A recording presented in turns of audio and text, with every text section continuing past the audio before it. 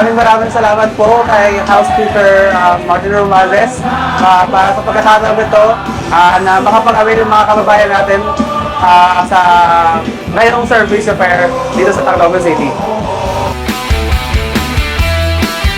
Mula nung tinamaan kami ng Yolanda, walang tigil ang suporta ng House of Representatives dito sa amin, sa Eastern Visayas, pati na sa Tacloban. Ngayon, 2 taon pagkatapos nung pinuin natin ang grandstand na to at 1 taon na anibersaryo ng bagong Pilipinas Servisyo Fair, muli natin pinuno ang grandstand na to. Hindi para ipakita, ipabot ang ating hangarin, ang ating mga aspirations, kundi para makita ang katuparan ng pangako ng ating presidente.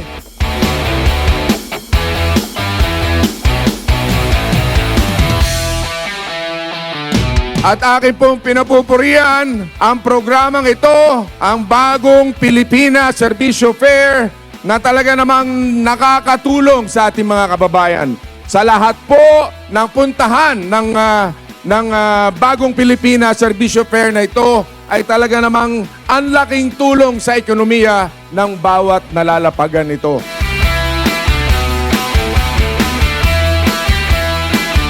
Super Mega bagong Pilipinas Servisyo Fair, ang pinakamalaking servisyo fair ngayon.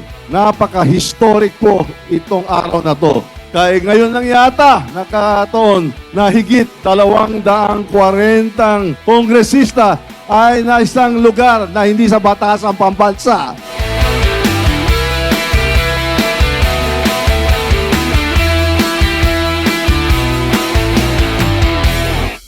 Pinakikilala ko po sa inyo ang pinakamagaling, pinakamahusay, nagmamahal sa bansang Pilipino, ang Speaker of the People, Leader ng Kongreso, Speaker Martin Romualdez.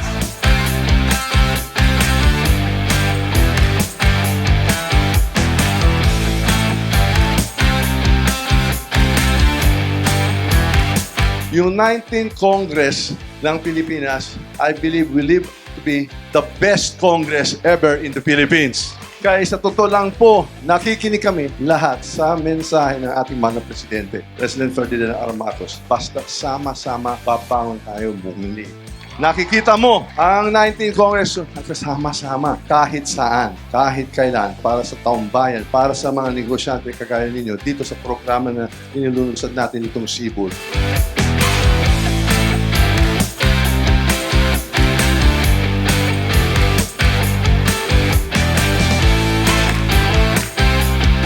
Pinapasok natin ang mga programa na prioridad ng ating mahal na Presidente. At kasama dito ang SIBOL, ang Startup Investment Business Opportunity and Livelihood. Yung sinasabi mas micro, small, medium enterprises, 90% ng ating ekonomiya, yun po gagaling. Kayo po ang papatakbo ng ating ekonomiya. Kaya yung binibigyan natin itong 5,000 na cash, please lang gamitin mo na maayos para lalong sumigla ang ating ekonomiya.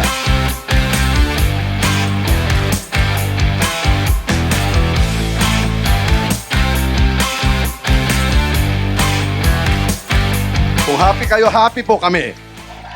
Ako po si Martin Romualdez, leader po, pero kasamahan ko mga partners ko dito sa House of Representatives.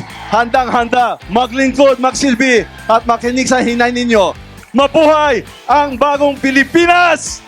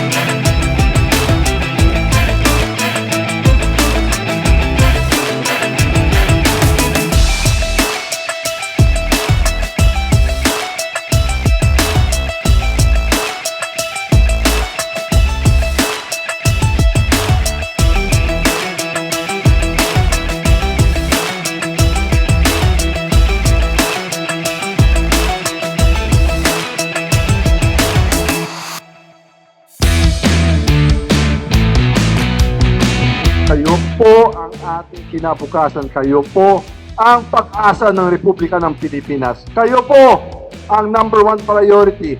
Huwag mo mag-isip na hindi kayo priority. Number one talaga kayo.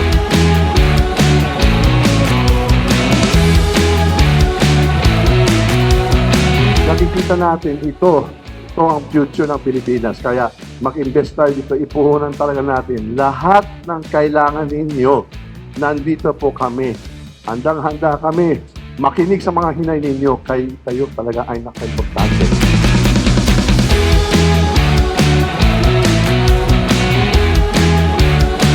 Kaya nga sinasabi ng ating mga gulang na yung edukasyon ay ang pinakamagandang investment o puhunan kasi pag nag-aral kayo ng mabuti, hindi yan mawawala. Hindi pwede yan manakawan sa'yo. Yun po ay sa'yo na.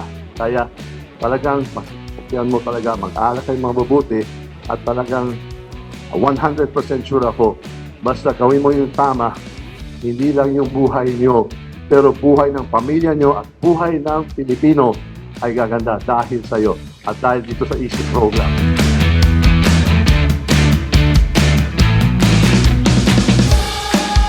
Mabuhay mga estudyante ng Leyte ng Pilipinas! Mabuhay ang Sabayang Pilipinas!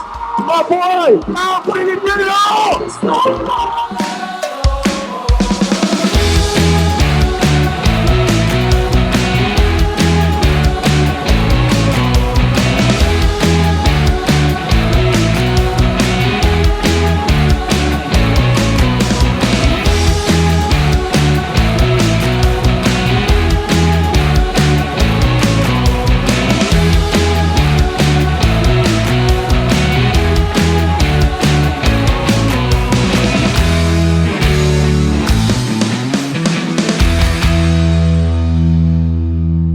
At pinapakita mo talaga sa taong bayan na nakakaisa tayo sa Kongreso para po sa kanila. Kung naman din nagpapasalamat sa lahat ng mga tiga Primerong Distrito, kaya hinalal mo ako bilang kayong representante at sila po, binigyan nila ako ng pagkataon magsilbi sa Kongreso.